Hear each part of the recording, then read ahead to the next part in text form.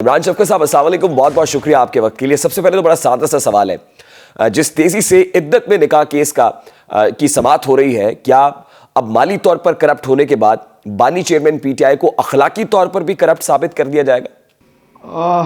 دیکھیں، اخلاقی طور کے اوپر وہ کرپٹ ثابت ہوتے یا نہیں ہوتے، میرا نہیں خیال کہ کوئی بھی عدالتی ڈگری جو ہوتی ہے وہ کسی کو اخلاقی طور کے اوپر یا کرپٹ یا ان کو غیر کرپٹ آپ کہہ لیں کہ ثابت کر سکتی ہے، کیونکہ یہ بات لوگوں نے ماننی ہوتی ہے۔ لوگ کسی کو اس طرح سے مانتے ہیں یا نہیں مانتے، ہر بندے کا ایک اپنا اپنا زاویہ ہوتا ہے۔ میرا خیال ہے کہ عمران خان صاحب کو اگر کسی نے بد کردار بد اخلاق ماننا ہوتا تو وہ بہت پہلے ان کو مان چکے ہوتے۔ عمران خان صاحب کی جو پوری کی پوری زندگی ہے وہ لوگوں کے سامنے ہے، تو مجھے نہیں لگتا کہ کسی عدالتی فیصلے سے عمران خان صاحب کے جو ووٹر ہیں ان کو کوئی خاص فرق پڑے گا۔ ہاں، فرق ان کو ضرور پڑے گا جو عمران خان صاحب کی محبت میں اس طرح سے مبتلا نہیں ہے، جو ایک کہہ لیں کہ سوئنگ ووٹ جس کو عموماً کہتے ہوتے ہیں، کہ جو حالات و واقعات کو دیکھ کے فیصلہ کرتا ہے کہ اس نے کس کو ووٹ دینا ہے یا کس کو نہیں دینا، یا جو ریشنل ہوتا ہے،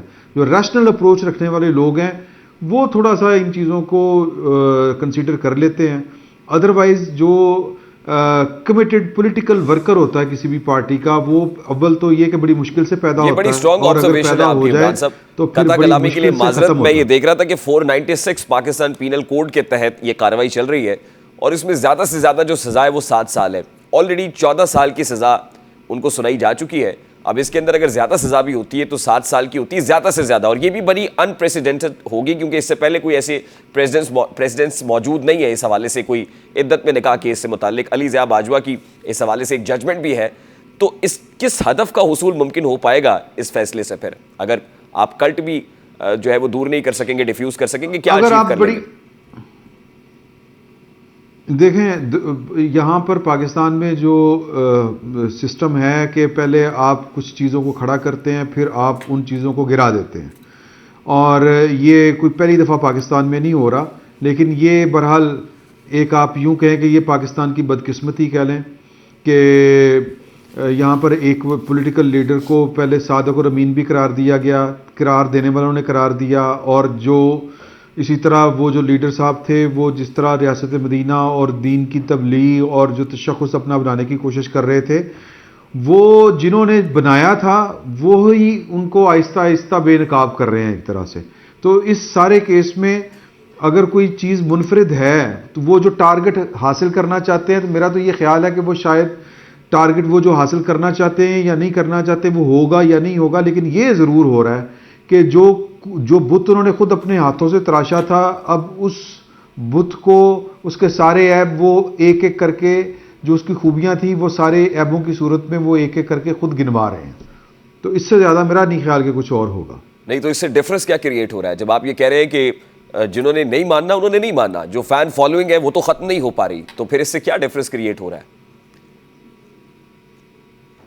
میں وہی گزارش کر رہا ہوں، ڈفرنس اس سے جو کریٹ ہونا ہے وہ کریٹ ہوگا جو ریشنل ووٹر ہیں پاکستان کے اندر، اگر ان کی تعداد اچھی خاصی ہوتی ہے، جو آپ کہہ لیں کہ تجزیات کی بنیاد کے اوپر کمپیریزن کر کے جو لوگوں کو ووٹ دیتے ہیں، یا یوں کہہ لیں کہ جو بہت زیادہ جن کی کمٹمنٹ نہیں ہوتی، اندھی تقلید نہیں ہوتی، ان کو یہ چیزیں افیکٹ ہو سکتا ہے کریں، لیکن اس سے زیادہ کوئی امپیکٹ اور کریٹ ہو نہیں سکتا، میرا یہ کہنا ہے۔ مجھے یہ لگتا ہے وہ کہتے ہیں ابھی عشق کے امتحان اور بھی ہیں، کوئی 100 کے قریب مقدمات تو ہے بانی چیئرمین پی ٹی آئی کے اوپر۔ ابھی اگر آج یہ فیصلہ آتا ہے تو مقدمات کی ریسنٹلی ہیٹرک مکمل ہو جائے گی کہ پہلے سائفر کیس، پھر توشہ خانہ کیس، پھر عدت میں نکاح کیس، اس کے بعد اور کتنے کیسز ہیں، اور کیا آپ کو لگتا ہے کہ یہ سلسلہ یوں ہی چلتا رہے گا ابھی؟ نہیں، میرا نہیں خیال کہ کوئی جس طرح وہ پورٹرے کیا جا رہا ہے کہ اتنے کیسز ہیں، وہ کیسز ایف آئی آرز کی جو تعداد ہے وہ تو ٹیکنیکلی کہ جس طرح 9 مئی کے ہر مقدمے میں عمران خان صاحب کو ملوث کیا گیا ہے، تو وہ اس طرح سے تعداد بہت زیادہ بنتی ہے۔ جو سیریس اور جو اہم کیس ہیں وہ اسی طرح 4 سے 5 کیسز ہیں۔ اب اس کے بعد جو پینڈنگ ہے کیس وہ 190 ملین پاؤنڈ کا ہے، تو سزا تو اگر آپ کو 14 سال ہو جائے یا 10 سال ہو جائے، وہ پھر عدالتوں میں آگے جا کے سپیریئر جوڈیشری میں جب اپیلیں لگیں گی تو پھر ان کی فیٹ کا اندازہ تب ہوگا لیکن یہ پاکستان کی سیاست کے اندر، دنیا بھر کی سیاست کے اندر جو عدالتی فیصلے ہوتے ہیں وہ سیاست کے اوپر ان کا جو امپیکٹ ہوتا ہے وہ کوئی بہت زیادہ گہرا نہیں ہوتا. ہمارے پاس اس کی کئی مثالیں ایک ہیں. تو لیکن یہ الگ بات ہے کہ جن کے خلاف فیصلے ہو رہے ہوتے ہیں وہ اپنے خلاف چلنے والی موو کو کس طرح فیس کرتے ہیں اور کس طرح اس کو ڈیفیوز کرتے ہیں، یہ ایک علیحدہ سے بحث ہے. اچھا، یہ عمران خان صاحب جو ہیں وہ ابھی تک تو کاؤنٹر کر پا رہے بانی چیئرمین پی ٹی آئی نہیں کر پا رہے. اچھا، وہ میرا خیال ہے کہ chairman P T I Imran Khan صاحب جو ہیں وہ ان کے پاس یہ صلاحیت ذرا کم ہے چیزوں کو ڈیفیوز کرنے کی. ان کو کسی دشمن کی ضرورت نہیں ہے. آپ ان کی پوری سیاست جو انہوں نے پاپولر پالیٹکس جب سے ان کی ایکٹیو ہوئی، آن ہوئی، تب سے لے کے اب تک انہوں نے جتنے انڈیپینڈنٹ فیصلے خود سے کیے ہیں وہ سارے کے سارے ان کے گلے پڑے ہیں. تو وہ چیزوں کو نہ ان کو ڈیفیوز کرنا آتا ہے. مثال کے طور کے اوپر اگر ان کی کھٹ پٹ ہو گئی تھی اس وقت کے چیف آف آرمی سٹاف کے ساتھ کسی اپوائنٹمنٹ کے اوپر، تو وہ اس سارے عمل سے باحسن طریقے کے ساتھ گزر سکتے تھے، آرام سے گزر سکتے تھے، وقت گزار سکتے تھے.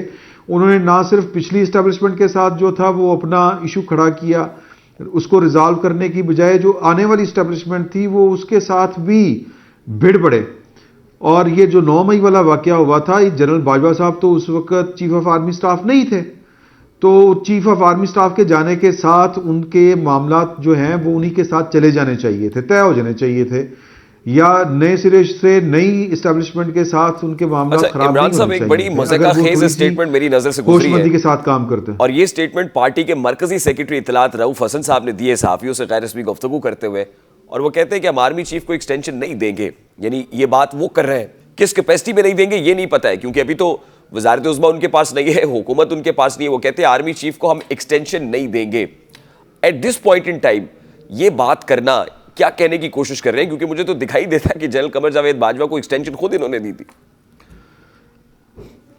نہیں دیکھیں، یہ جو اگر آپ خالی عمران خان نواز شریف صاحب کی بات کریں تو ان کا ٹریک ریکارڈ تو یہی ہے کہ وہ ذرا ایکسٹینشنیں نہیں دیتے. اگر وہ ایکسٹینشن دے دیتے تو راحیل شریف صاحب کے ساتھ ان کے معاملات اس طرح سے گڑبڑ نہ ہوتے، 2014 والے دھرنے نہ ہوتے اور چیزیں سموتھ چلتی رہتی. پاناما وغیرہ جو تھا اس سے بچا جا سکتا تھا، اور اب تو یہ اوپن سیکرٹ ہے. ان کو کہا گیا تھا کہ آپ ایکسٹینشن دیں اور پھر بھول جائیں پاناما شناما کو.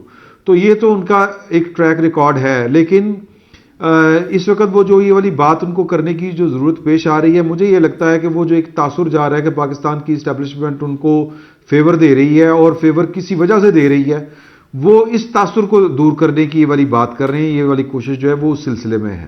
نہیں، لیکن ساتھ ہی انہوں نے ایک سٹیٹمنٹ اور بھی دیا ہے. ایک سٹیٹمنٹ عمران صاحب ایک سٹیٹمنٹ اور دیا ہے.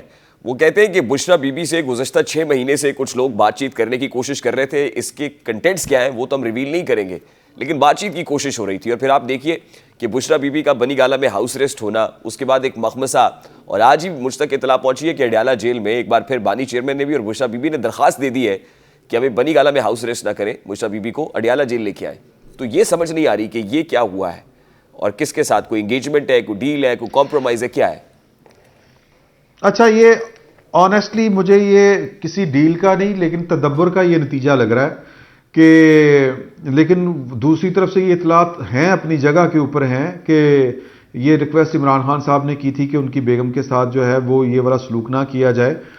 لیکن عمران خان صاحب نے کیٹاگوریکلی اس کی تردید کی ہے اس بات کی. تو ہمیں فیس ویلیو کے اوپر جانا پڑے گا. اگر وہ کہہ رہے ہیں کہ میں نے اس طرح کی کوئی ریکویسٹ نہیں کی اور درخواستیں بھی اگر آ گئی ہیں تو پھر اس کا مطلب ہے کہ وہ ٹھیک بات کر رہے ہیں.